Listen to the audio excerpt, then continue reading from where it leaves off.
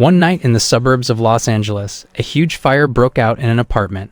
The flames had burned almost 70% of the building, but the firefighters continued to struggle extinguishing the blazing fire while saving the people who were trapped. The firefighting team was led by a captain named Gordon Brewer.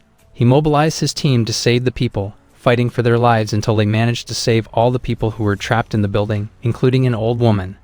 A few days later after the fire incident, Gordon came back to his daily life with his harmonious and very happy family.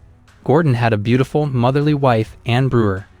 Gordon and his wife were blessed with a son named Matty.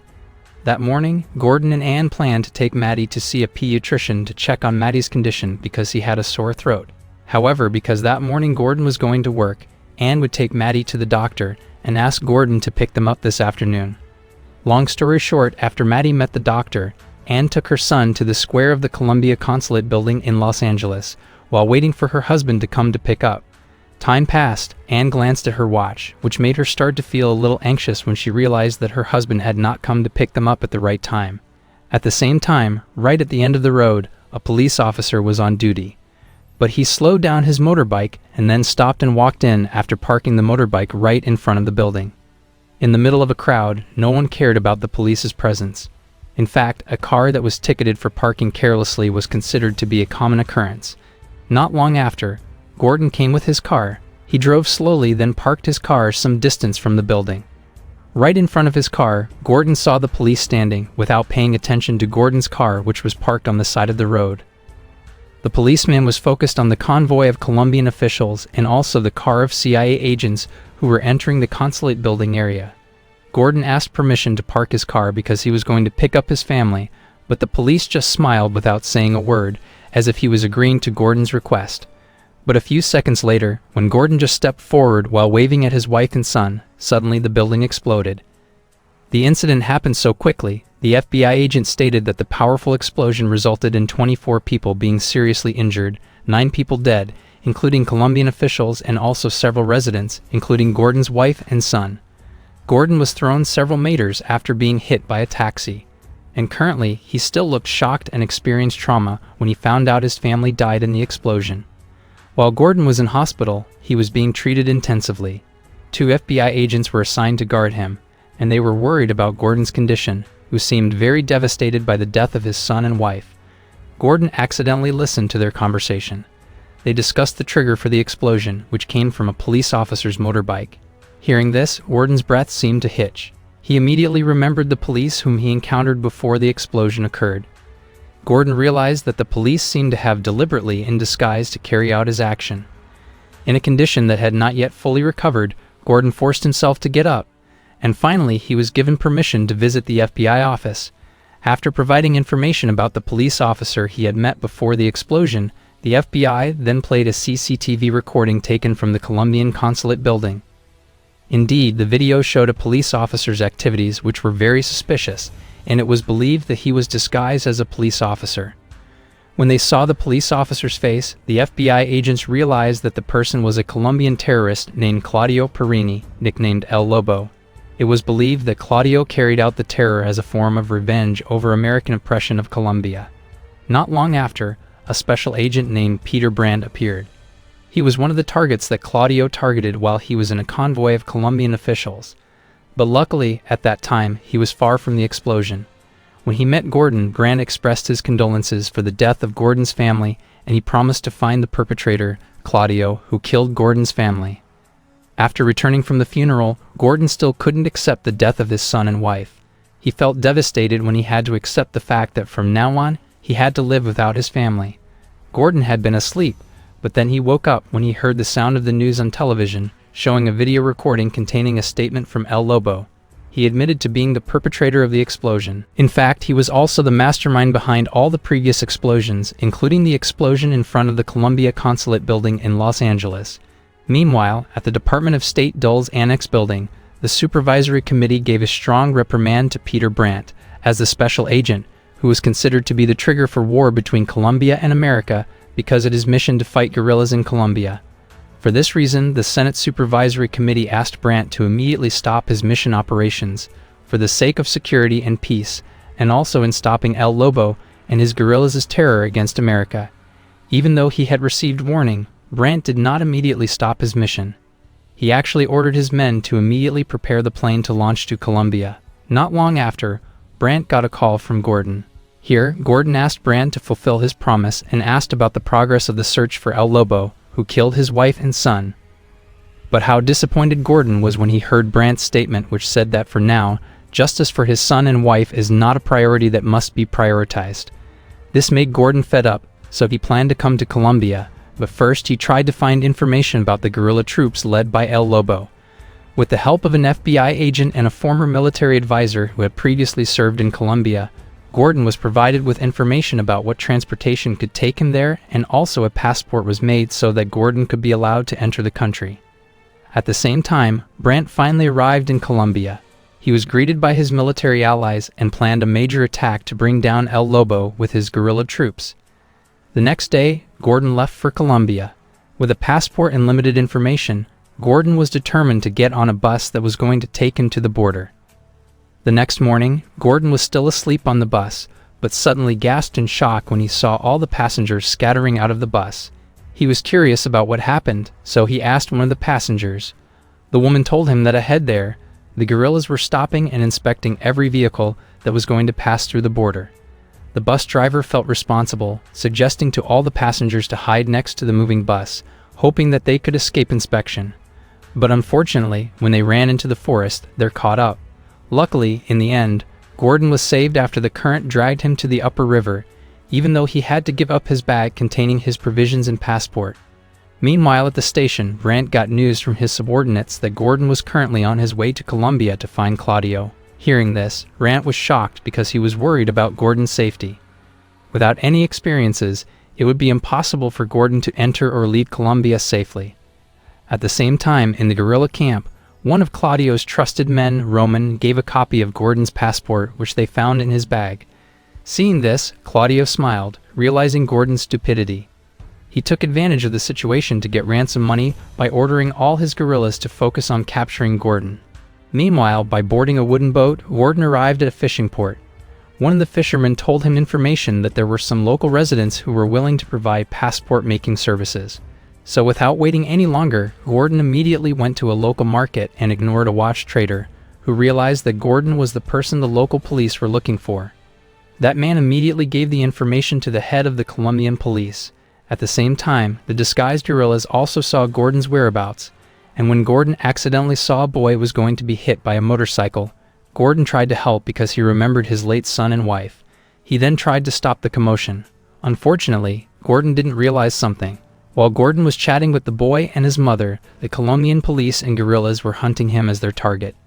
When he was held in a prison, Gordon saw a man who was also detained because he was caught committing harassment.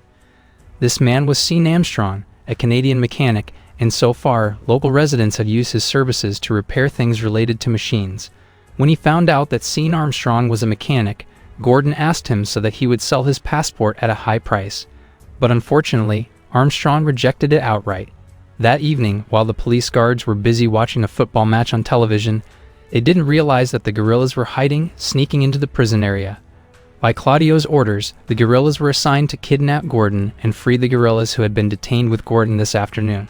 This incident caused the police to panic. Gunfire and explosions destroyed almost all of the prison, making Armstrong very scared, while Gordon looked calm and tried to take cover so as not to get shot. That's when he saw a guerrilla go inside, and he felt familiar with his face, making him believe that the man was El Lobo. Claudio and his troops succeeded in killing the police officers and freed the guerrillas. Gordon, who had been hiding, quickly grabbed a guerrilla who was holding a grinding machine, strangled his neck until he died, and managed to get out after cutting the iron bars using the grinding machine. When they both managed to get out of the prison, Armstrong said that he wanted to stop working as a mechanic, so he asked Gordon to disguise as a mechanic, telling him to go to the port to meet a man named Felix Ramirez, a businessman who produces drugs, hoping that Gordon would be able to pretend to be a mechanic to replace Armstrong. In the morning, Gordon left by riding a boat, heading to the port. He had to cross a river surrounded by mangrove forest, but on the way, a troop of guerrillas appeared from behind. The boat was stopped and taken to the harbor pier. Arriving at the pier, Gordon was interrogated by a guerrilla, and that's when he was approached by a man, Felix Ramirez, the person Armstrong had told him about last night. Gordon then started pretending to fake his identity. He introduced himself as Hendrik Beckman, the person who was sent as Armstrong's replacement to repair Felix's generator engine. At first, Felix was a little doubtful, but then Gordon said that Armstrong was currently in prison for harassing a policeman's daughter. Felix finally believed it and immediately took Gordon to his cocaine factory to show him the damaged generator, which Gordon would later repair. But in fact, Gordon didn't know anything about the machine. He actually assembled an explosive and placed it at several locations in the building. Meanwhile, Claudio received information from his man who was on guard at the port. He said that he did not know that the mechanic named Hendrik Beckman was actually Gordon who managed to trick him. Knowing his man's stupidity made Claudio angry and looked so annoyed. So without the slightest feeling of empathy, he punished his man by forcing a snake into his mouth. On the other hand, in the warehouse, Gordon continued to make explosives. And when he was about to finish his work, he faintly heard a commotion outside. Felix was killed by the guerrillas, and Gordon, who was hiding under the truck, witnessed how they killed Felix. Because they couldn't find Gordon, the guerrilla troops had to return home empty-handed. And without them knowing, Gordon hung under their truck, taking him to the guerrilla camp. When he arrived there, Gordon slowly got out from under the truck. He crept into the camp area and placed a handheld grenade in a petrol tank. After installing explosives at several points, Gordon immediately left the place, but he saw the boy he helped yesterday walking with his mother, Selena. Gordon tried to fend off both of them who ran close to the explosion area, but Gordon was caught instead. The next morning in a warehouse, Gordon was still lying weak after being held there all night. But when Selena washed his face, finally Gordon woke up. Gordon was curious about Selena. Then he asked who she really was. Selena revealed that she was Claudio's wife. When Selena left the warehouse, Gordon said the swear words regarding Claudio's cruel actions, which killed his family some time ago. Revenge and hatred were clearly visible in Gordon's eyes. Even when he was being held captive, Gordon dared to say that at this time, his intention was to kill Claudio. Hearing Gordon's statement, Claudio was mad. He was grinning as if he didn't like Gordon's words, and finally he got up and tried to attack Gordon. When Gordon woke up from fainting, he heard a commotion outside. Then he tried to peek through the gap. Gordon saw Selena fighting with Claudio just to defend him. Meanwhile, Brant received information that Gordon had succeeded in finding Claudio's camp. Not wanting Gordon to take over his mission, Brant ordered his troops to immediately get ready to launch an attack on Claudio's camp. The next day, Selena returned to see Gordon in the warehouse. She told Gordon the reasons behind the terror that Claudio has carried out against America. Selena told a very heartbreaking story. When she first met Claudio, he was just a civilian who worked as a teacher. Until finally, she and Claudio got married and were blessed with a beautiful daughter, Sofia. Shortly that noon, American soldiers led by Brant moved by 2 helicopters towards the guerrilla headquarters. And at the same time, Selena secretly went into the warehouse to meet Gordon and then opened the handcuffs. Selena expressed her feelings that she was fed up with Claudio's actions. She asked Gordon to take her to America, and she did all this to get away from her husband, who was increasingly uncontrollable. Hearing this request, Gordon looked doubtful at first, but when Selena said that Claudio was currently on his way to Washington to plant a bomb, Gordon immediately agreed to Selena's request. While they were sneaking away from the troops who were on guard, suddenly Brant's troops appeared, destroying the guerrilla troops, who immediately panicked. At that time, Gordon took advantage of this critical situation, taking Selena and Morrow quickly to escape from there.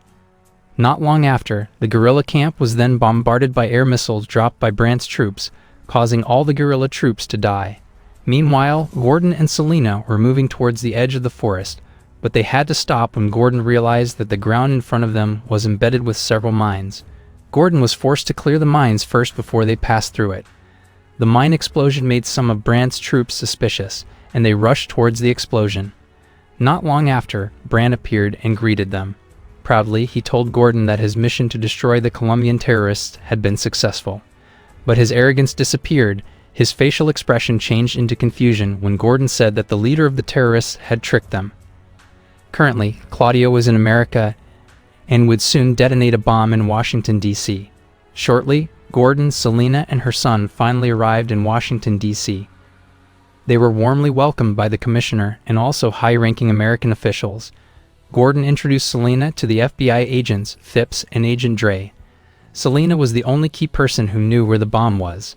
At that time, Phipps took her and showed several possible locations via satellite. hoping that Selena could recognize it as the target location for the bomb planted by her husband. Meanwhile, at the same time, Claudio entered a train station and amidst the crowd, he placed a suitcase containing the bomb in the gap between a trash can and a flower pot. But unfortunately, a homeless old man saw him and thought that the suitcase was full of cash. So without waiting any longer, the old man quickly took the suitcase and immediately left the crowd. A few moments later, Selena finally found a location that had been shown by her husband. She was very sure that it was the train station building that was Claudio's target, so without further ado, Phipps immediately asked for a copy of the CCTV camera from the train station.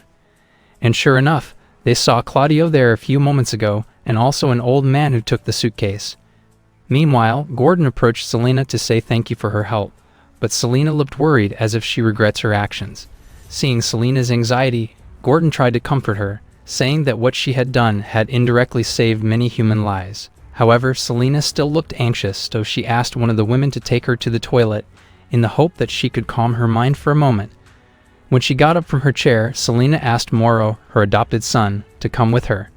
But the boy refused, making Selena annoyed, and she clapped her hands as if threatening the boy. Gordon, who saw this, was surprised by Selena's behavior. He protected the boy, saying that Mauro would be fine with him. In the toilet, the woman who accompanied Selena kindly gave her a tissue. But when Selena finished washing her nose with the tissue, she suddenly attacked the woman. A fact then emerged. Flashback to the incident at the Consulate General of Colombia building some time ago. Turns out, Selena was part of the explosion that killed Gordon's wife and son. At that time, she was controlling the remote control on the cell phone she was holding. So it can be confirmed that Selena and Claudio deliberately set the scenario by using Gordon, and Selena pretended to betray her husband. In fact, the suitcase the old man took was empty. Meanwhile, Gordon remembered the dinosaur toy that Mauro brought. He suspected that the toy was a bomb, so without thinking twice, Gordon immediately ran to meet Mauro. And sure enough, when Gordon threw the toy out of the window, a big explosion occurred. Meanwhile, in the car belonging to the National Gas Company, Claudio disguised himself as a technician, assisted by a man who was thought to be an insider who worked there. After they were ready to act, the man then got out of the car and immediately opened the wind door screw to the underground gas pipe room. After the door opened, Claudio immediately entered by riding a motorbike. There, Claudio opened the access door to enter the car brought by his colleague. And when the car was parked, his colleague then activated the high explosive bomb which had been embedded in the car. When the elevator closed again and took Selena to the ground floor, there was no choice for Gordon. He was forced to enter the hostway. Using his belt, Gordon immediately slid, hooking his belt to a steel rope. But unfortunately, Selena realized this and quickly got out through the emergency exit. Selena managed to get out of the hostway room, and at that moment she immediately ran into the underground gas pipe room to meet Claudio, who had been waiting according to their plan. Gordon realized that the underground tunnel also functioned as a place for the gas pipe in the tunnel wall. At that moment, he got an idea. Gordon immediately entered the control room and closed all the gates. After successfully thwarting Claudio and Selena's plan to escape, Gordon then took an emergency axe and broke the gas pipeline, so when they returned, Selena pulled the trigger of her gun at Gordon, who was running. The tunnel, which had been smeared, immediately exploded. Claudio saw his wife lying down and no longer moving. He beat Gordon repeatedly with the exhaust from his motorbike and then took the remote control in his pocket to immediately detonate the bomb in the car. But stupidly, he didn't immediately finish off Gordon. Instead, he asked Gordon for his vow to kill him, without realizing that Gordon quickly picked up the axe on the floor. After all was over and the bomb in the car was successfully defused, Gordon walked out of the building.